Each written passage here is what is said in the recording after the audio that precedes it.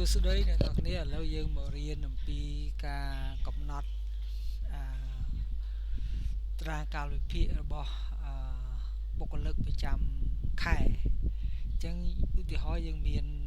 តារាងនេះឆ្នាំ2025ខែ1ហើយនេះគឺជាថ្ងៃ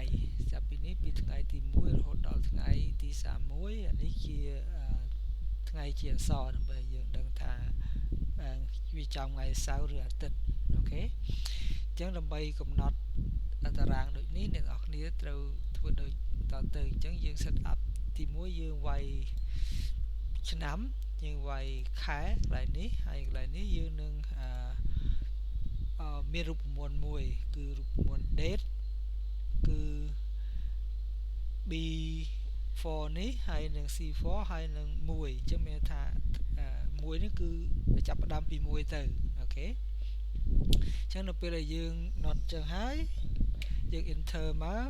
យើងបានអានេះអញ្ចឹងកន្លែងនេះយើងមិនបាច់កំណត់បូកអីធ្វើអីផ្សេងទៀតទេយើងគ្រាន់តែកន្លែងលេខលំ e នេះយើងដាក់ស្មើនឹង d4 plus 1អញ្ចឹងយើងអូសវាមកអញ្ចឹង d4 plus 1យើងអូសវាមកអូខេអញ្ចឹងយើងបានបណ្ដេញឲ្យថ្ងៃកន្លែងនេះយើងគ្រាន់តែដាក់សញ្ញាស្មើ d4 ហើយយើងអូសដូចគ្នាអញ្ចឹងមក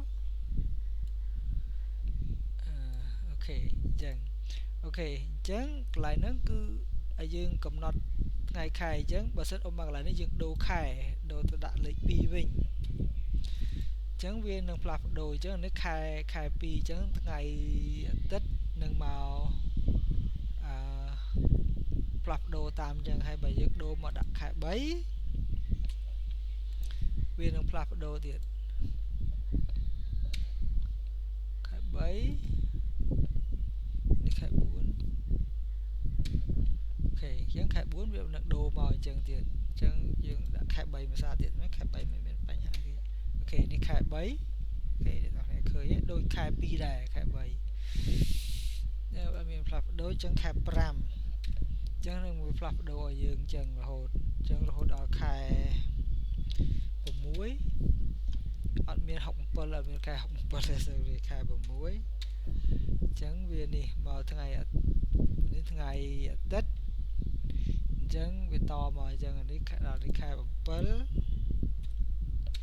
ញ្ចឹងវានឹងផ្លាស់ប្ដូរឲ្យយើងតាមខែរហូតអូខេខែ9វាផ្លាស់ប្ដូរឲ្យយើងអញ្ចឹងរហូតអូខេអញ្ចឹងយើងត្រឡប់ទៅខែ1វិញអូខេដូចអ្វីដែលយើងអញ្ចឹងដើម្បីកំណត់អានេះយើងត្រូវ select វាពីត្រឹមនេះទៅពីទៅសត D នេះ select ឲ្យអស់មកដល់អញ្ចឹងមកដើម្បីធ្វើនេះហើយយើងចូលទៅយើង select រួចហើយយើងចូលទៅ conditional format ហើយយើងដោយសារខ្ញុំមាន rule ស្រាប់អញ្ចឹងយើងចូលទៅ manage rule យើង edit rule អញ្ចឹងអ្នកទាំងអស់គ្នាត្រូវជ្រើសរើសយកនេះ use a formula to determine which cell to format អូខេពេលយើងចឹងហើយនៅក្នុងនេះយើងវាយសញ្ញាស្មើដាក់ weekday d នេះ d5 គឺនៅកន្លែងថ្ងៃនេះអូខេអញ្ចឹង d5 នៅកន្លែងថ្ងៃនេះយើងយក2អញ្ចឹងមានន័យថាយើងយកថ្ងៃច័ន្ទជាថ្ងៃទី1ហើយថ្ងៃសៅរ៍ថ្ងៃអាទិត្យថ្ងៃទី7ថ្ងៃទី1ថ្ងៃទី7អញ្ចឹងថ្ងៃសៅរ៍ថ្ងៃអាទិត្យថ្ងៃទី1ទី7នៅក្នុង calendar count អញ្ចឹងយើងដើម្បី format ឥឡូវខ្ញុំដូរ format វិញ format យើងចូលទៅ fill យើងចង់ផ្លាស់ប្ដូរ color ឥឡូវយើងទៅអត់យកពណ៌នេះទេយើងយកពណ៌ផ្សេងយើងយកពណ៌ Q ហើយយើង fill effect នេះយើងផ្លាស់ប្ដូរវាទៅជាពណ៌ Q ដូចគ្នាដែរហើយកន្លែងនេះយើងផ្លាស់ប្ដូរទៅដូចគ្នាអូខេ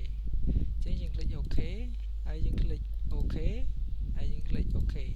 ហើយ apply ហើយនឹង OK អញ្ចឹងយើងឃើញវាផ្លាស់ប្ដូរអញ្ចឹងយើងអត់ចង់បានអាហ្នឹងទេយើងទៅបដូរវាវិញអញ្ចឹងយើងចូលទៅដដែល format manage rule ហើយចុចយក edit rule ហើយយើងចូលទៅ format យើងចុចយកក្រហមក្នុង effect នេះយើងចុចយកក្រហមអានេះក៏យើងចុចយកក្រហមដែរអញ្ចឹងយើង click OK ហើយយើង click OK យើង click OK យើង click apply យើង click OK អញ្ចឹងវាមកក្រហមវិញអញ្ចឹងដោយសារនេះយើងចង់បាន effective អញ្ចឹងយើងទៅ manage rule ភាសាទៀតអញ្ចឹង edit rule ចូលទៅ format យើងចូលទៅ effect អត់អីបានវាអត់ឲ្យ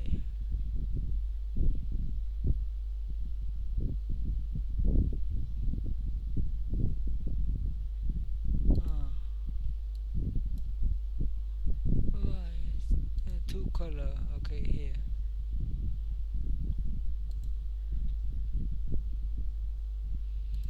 okay វាអត់ដូរអត់អូ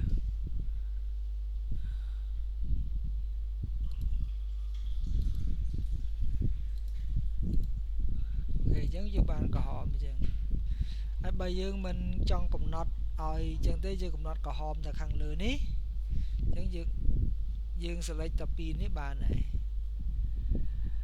អញ្ចឹងយើងទៅ clear វិញហើយ clear content format យើងចូលទៅ content format ហើយយើង clear rule អញ្ចឹង clear rule or selected cell អញ្ចឹងយើង clear អូខេអត់មាន rule ទេអញ្ចឹងយើងចង់ select តែថ្ងៃខាងលើនេះទេអញ្ចឹងយើងអូសមកតែប៉ុណ្្នឹងមកយើងចូលទៅ Tile format new rule use cell formula យើងប្រើ weekday ដដែល smart week sorry weekday ដាក់វងកញ្ចក់យើងមក select define ហើយយើងលុបខាងនេះចេញហើយយើង comma 2ហើយយើងបិទមកវិញធំជាង5ហើយ format យើងជ្រើសរើសយក effect កន្លែងនេះយើងជ្រើសរើសពណ៌ក្រហមកន្លែងនេះយើងជ្រើសរើសពណ៌ក្រហមដែរអូខេយើងយក diamond ឬក៏ corner អីចឹង whatever corner អញ្ចឹងយើង click OK យើង click OK យើង click OK អញ្ចឹងវា show up យើងតែខាងលើនេះទេអត់ show ដល់ខាងក្រោមនេះទេប៉ុន្តែបើអ្នកទាំងអស់គ្នាចង់យក field តើលើ select ទាំងអស់ដើម្បីដាក់យក field ឲ្យយើងអាចដឹងថាថ្ងៃសៅរ៍ថ្ងៃអាទិត្យហ្នឹងគឺចំពណ៌ក្រហមអ្នកទាំងអស់គ្នាឃើញអានេះឃើញ4ឃើញ5ប៉ុន្តែនេះថ្ងៃ4ទី5ប៉ុន្តែថ្ងៃសៅរ៍ថ្ងៃអាទិត្យបើយើងប្រើរូបមន្តweekday មិញប្រើលេខ2យើងមានថាថ្ងៃច័ន្ទថ្ងៃទី1ហើយថ្ងៃសៅរ៍ថ្ងៃអាទិត្យគឺទី6ទី7អូខេអញ្ចឹងយើងបានកំណត់ប៉ុណ្ណឹងហ្នឹងហើយហើយបើអ្នកចង់ទាំងអស់គ្នាចង់ copy អានេះយើងប្រើ move to copy ហើយ click create to copy ហើយ click move to end អញ្ចឹង click OK អញ្ចឹងយើងបានអញ្ចឹងយើង rename វាមក to អញ្ចឹងកន្លែងនេះយើងដូរទៅជាខែ2វិញអូខេអញ្ចឹងវានឹងផ្លាស់ប្ដូរមកនេះឲ្យយើងអញ្ចឹងកន្លែងនេះទិន្នន័យនេះយើងអាចលុបវាអញ្ចឹងយើងអាចប្រើសម្រាប់record បុគ្គលិកថ្ងៃធ្វើការរបស់បុគ្គលិកអញ្ចឹងអានេះខែទី2អានេះខែទី1អញ្ចឹងកន្លែង leave នេះបើសិនអ្នកទាំងអស់គ្នាមាន leave អីផ្សេងទៀតអបមកថាmerit